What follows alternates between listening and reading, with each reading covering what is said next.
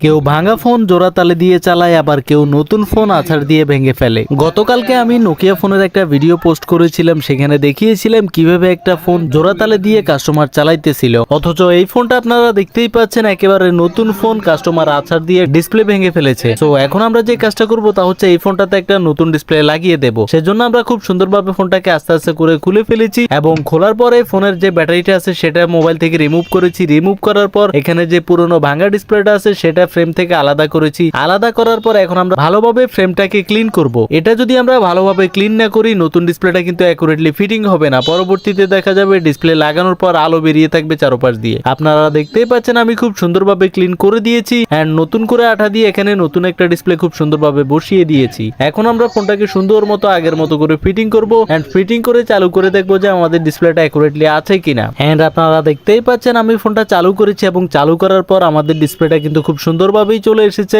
And টাচটাও কিন্তু accurately কাজ করতেছে। তার মানে আমাদের সমস্যাটি সমাধান হয়ে গিয়েছে।